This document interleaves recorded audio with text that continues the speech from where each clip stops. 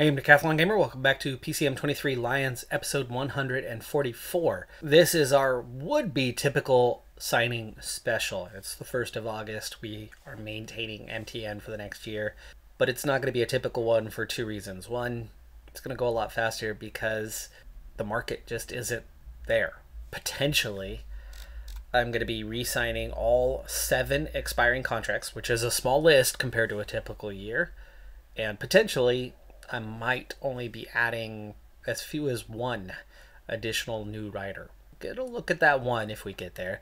We'll try to re-sign the 7 first. But what we're dealing with finances this time is, for one thing, we've already got 4 larger ongoing existing contracts that are still going to take place in the next year. So we are spending more than what we are spending in years past. But we've got a lot of guys re-signed already. One of the expiring contracts is a key guy in Henok, one of our 2 main guys. The Musa, I believe, also fills in at 3rd, so it's a real chance to boost us in the rankings. And at the moment, the rankings are good at 15th and at 4 stars, and this will make us better and should assure World Tour as long as we get them signed. But with the existing contracts, we're at 116,000 already. All we have left to spend for the coming year, 87,000. That's actually not a small number, because when we look at the others, Kareem was making a little bit more, but you got a lot of minimum contracts.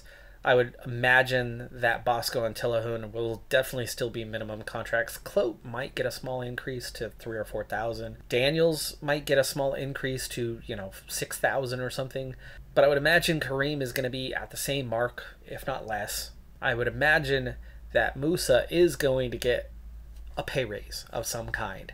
10K, 12K, 8K, whatever that ends up being, he should still be pretty dang affordable. And I think from that group of 6, we're talking about no more than 25 to 30,000 in terms of expense of 87,000 that we have to spend, which means we could and should have anywhere up to about 50,000 to re-sign Henok.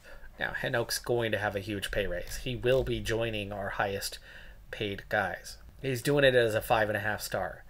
I would imagine it's probably going to be a little bit more than what they are, 20 to 30,000 for him alone, but that means I would expect we're going to end up somewhere around 50 to 60K grand total of 87K plus 1 minimum rider at 2,500 addition. We should be able to easily take care of the signing. So the 2 reasons that this is going to be fast is, 1, it's re-signing with only 1 new face, and 2, we got plenty of money to make it happen. Not much drama to be had.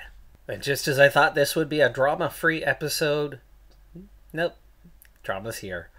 I have so far re-signed Tillahun, Bosco, Clote, Kareem, and Daniels. Yet to confirm, it's still 1st of August, but 5 contracts signed, more expensive than expected. Clote, 6.3 thousand. Daniels, 12.2, and Kareem, 11.4. Collectively, as a group, the 5, 35,000. I expected to be spending about that, including Musa. We're down to 52,000 left to sign Henok and Musa, and then, the 1 additional rider for 2.5. Let's see, what is the damage on Musa? He's looking for 19K. This is getting tricky. We might not be able to sign one of these guys. He also only got to moderate interest, which means it's going to take a pay raise. We got a couple guys that only got to moderate levels. Yes, even at 21.2, he's not happy. 23, he's not happy. 25, not happy. It's going to take 26,000 to sign Musa, which is half of what we have left. So with just 26,000 remaining, Henok, I expect him to be at least there, which means we might not be able to re-sign one of our guys. Something along the lines of Kareem or Daniels or Musa. Those 3 would be the likely candidates, as their price versus their quality doesn't quite add up. And we only got to yellow for Henok as well. How in the world, as these guys are getting better, less and less of them want to sign with our team. These were early day dossiers that we opened, and we still did not manage to get a lot of them where they needed to be. 30,000 won't cut it, which means we are short. 33.8 didn't make it. 34. We only get 3 chances at this, but I know we're close. 38.8. Ouch. We're short, folks. We are over by 12.7 thousand. So Kareem or Daniels will have to go, and so will Bosco. Daniels gives us that 79 sprint, but he's got the flat, and he does not have the acceleration piece. Kareem has been such an important piece for such a long time, but he's totally maxed out. And while he's never had a victory, he is a key role. I think the on-paper side, well, the on-paper side doesn't matter, because here's reason number 3 why we are doing this so much faster than previous seasons, and we're not going to be able to sign that young rookie. Daniels, it doesn't matter what we do, whether we sign Daniels or whether we sign Kareem, because this is the final season. But you still want to leave things in good hands, right? The theoretical, what would it be like in a future season? On paper, I think Daniels is going to win where Kareem is never going to win. I think on paper, in future seasons, Kareem is not going to be helping the team out in any useful way. He's going to be a breakaway specialist who's got a 75 Bear Doer rating and only has flat rating, right? He's not going to win a sprint. He could maybe go snag a win on his own on some other team. Maybe. Something he's never been able to do for us. Now, he's been important for me. He's probably more important than him. But on the on-paper side, Kareem on another team might find success. Where on our team, he's an important piece, but serves others. I have tried to ride for him. We have tried to win races with him. It's just never worked out. But we don't throw him in breakaway after breakaway. He's older by a few years. He's maxed out where Daniels is not. I think the smart thing would be to let Kareem go off and help another team. So that means we re-sign Hanoch. Now, have I done my math wrong? No, we're short. For both, I did my math correctly. Bosco and Kareem will not re-sign with the team. Following that, I'm actually finding it quite laughable that I even considered for a fraction of a second that we would be able to sign Gurmai this season. We couldn't even retain the entirety of our team. We've had spare cash for multiple seasons now, but not this year. Huge pay raises to some of these guys, and suddenly we burned through a lot of cash with a small number of expiring contracts and a decent amount of cash available. We couldn't even afford. We only re-signed 5 guys. But included in that 5 was our first and third best overall riders. So as we proceed forward, let's see what it does to our ranking in the short term. Over time, we'll find out the long term. In the short term, it has us all the way up to 10th. We have that full 4 stars. We now have a small fraction of something beyond that. It is a small fraction. We will jump down. I doubt that this is enough to put the team into World Tour proper. Not that it matters, right? Just reserving that Continental Pro spot is enough because our general rankings are plenty high. We are easily the highest Continental Pro team, even with the use of that quick sim this season. Definitely scoring less points. It's backing off the on paper, even without the difficulty bonus that's not applied when you quick sim. This team on paper is just not good enough. We're not only overcoming the bonus, but we're overcoming even the standard difficulty by quite a bit. And this team punches way above its weight. Normally I would think we'd be at about 10,000 points right now. We're a good 3,000 points behind that. To add to that further, if you think about it, we just finished the Tour de France. We won 3 stages with a B team. None of our top riders were there. We're on to the World Championships. Things sped up for the time being. We have 1 climb left. It's Adelaide this year, and based on the profile, I'm pretty sure what we're about to navigate once again one final time here is Wollonga Hill. It's a steep one, but we've brought just the sprinters. Of course, South Africa, we only get 2 slots, even though we have earned more than that here over the time. But as we head into the final 60 kilometers, Daniels and de Villiers are ready to go, good to go. One last shorter hill. We're still chasing down the breakaway, but the breakaway had a huge advantage. It's down to 2.5 minutes with 50k to go. I think those three are well under control. Now the key is going to be to get these two to the end. Right now I've got them riding solo and on purpose. I want them both capable of riding at the end to give their all. Unfortunately, the draw has not been good, as Daniel's got a -2 and de Villiers has a 0 for the day, so no positive draw. Nothing to help us out with this one. 22k to go, and tempo, of course, has risen significantly. Now let's go ahead and set this thing up to get us to the end with 19k. Other teams have nice big lead outs, so it's going to be a lot harder for us to keep up. The finish line is not flat for this one. There is one little rise just before the end. De Villiers is a little more punchy than Daniels, especially today, so another reason to be going for him.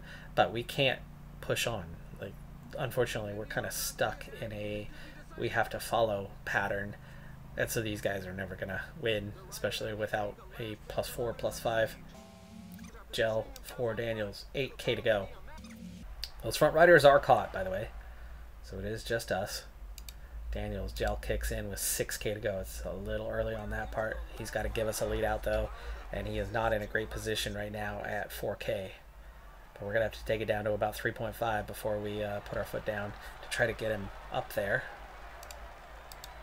And even then I can't go 100%. Can we go 92? No, 2.9.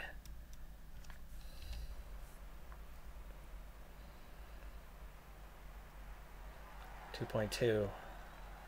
Now he's starting to ride through. 1.5 for Daniels. Okay, giving a soft lead out, setting up de Villiers. De Villiers, off he goes. And we are nowhere near the competition when it comes to the sprint. De Villiers is just now running out of red bar, so he kind of did what he could. But Morrill, Sindre Samuelson, Da Rosa are your top three. Bond, Coy, Phillipson. We will crack the top 20. No, 22nd. 22nd and 26th. We just do not have the firepower necessary. We didn't have a ton of energy left, and it was a small group, and we managed to get in it. But even with two sprinters in that small group, we were still at the very back of the group. Just what it is. We didn't go too early. They didn't fade or anything. I mean, we did run out of red bar before the finish line, but everybody else was already going. It's, you know, it's not like they all just have better stamina. They have better sprint. They have better acceleration. They have better flat ratings. Better, you know, everything. On to the time trial. First day of signings comes in, and we already dropped to 16th in the rankings with a lot of the biggest names coming off the board. We've got a young, up-and-coming 3.5-star time trialist specialist out of South Africa who's never going to be good enough to be on our team. But as we lack time trialists, especially with the bod getting older and weaker, Brown is ever so slightly the best in the discipline. Unfortunately, though, he's got a -4 draw for today as he climbs Wollonga Hill there and now hits the top. So this is where we were for the World Championships recently, and he's now put in that initial effort to get over the climb a little bit faster, but even then he's 220 down because he's got a 56 mountain. He's got no stamina today. His time trial today is only a 71. It's gonna be ugly, and even with the long descent and the recovery that should have come, he is quite spent as we head towards the second time check, and I would imagine that he's going to be further down and a lower position already by now as we've had to back off. His position improved a little bit, but he's much further down, another more than a minute behind. Yeah, there's no way he's going to get back into this thing and improve that position. He's going to be one of the last finishers. Right now it's Dan Houle ahead of William Bloom-Levy with Christopher Pritchard in third place. Wout van Aert only 5th right now. He must have been off today, otherwise you would think he would be at the head of the leaderboard right now, like Stefan Kung now is. Energy is incredibly low for Brown, even riding in the mid-60s. He's going to hit this climb, probably run out of energy pretty soon. 42nd place, 6:14 down. He lost another 3.5 minutes through that sector. He's about to be overtaken, and this is all while he is losing more energy and about to, run out. He is out of yellow bar, into that red bar only. 2K to go, so we might just make it on the finish line. And we actually did. We did make it to the finish line. I could have squeezed a few seconds out of that, but I mean, come on. 8:09, like, that's not a competitive time. He is literally one of the last riders out there. You can see now that second time check, he's now caught up, and that's more just about the riders. Yeah, 60. He's 63rd of 63 riders at the first time check. He is 63rd of 63 at the second time check.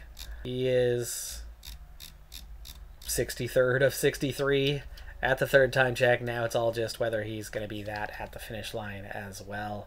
We're on Remy Cavagna with Almeida, bursting past him to get into the top 10. Here is Vingegaard, 15th. Evenepoel takes the win.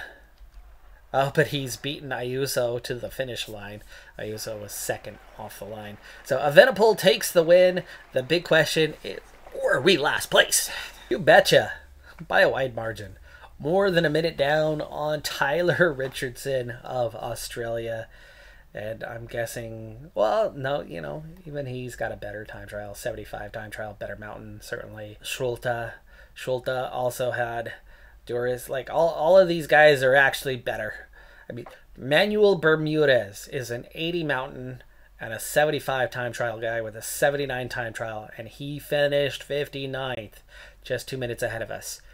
We are weaker in every possible way. Difficulty level, bonuses, and a -4 on the race day condition. A guy who can't climb, only time trial. Now, I did not have a selection between him and my guy, whichever one of my guys it was going to be. I don't know if it was Clote or Careless. Either way, I mean, these guys are only a 71 time trial. So they are weaker than he was by a few points. But then all else, the difference being that, like Isaacs can climb. Clote, more of a puncher, not a mountain guy, but can climb. So it wouldn't have been much better.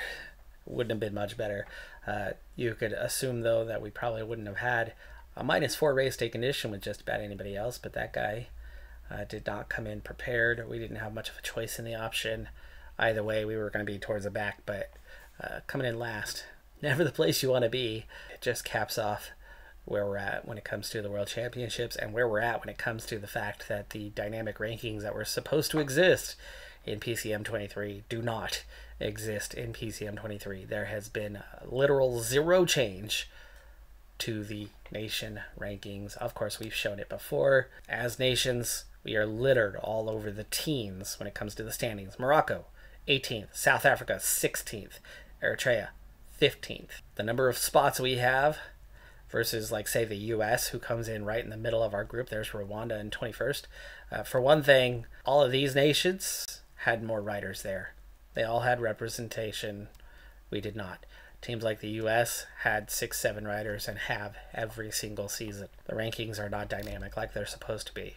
If they were, we would have had representation with every single one of our nations, and it would have been 3 or 4 riders or 5 riders or 6 riders for each one of our nations. And that would have been a different playthrough, because realistically we'd be looking at a World Championships in which we might be able to compete. We might be able to do something. We might be able to shine. But it's never happened. It's never happened. So that part's sad. That part's unfortunate. Let's hope that it's actually there for PCM24, which is getting pretty close to release here, by the way. That's going to do it for this episode, though. I'm Decathlon Gamer. Like, comment, subscribe, and I'll see you next time. Have a good one. Be safe out there. Bye for now.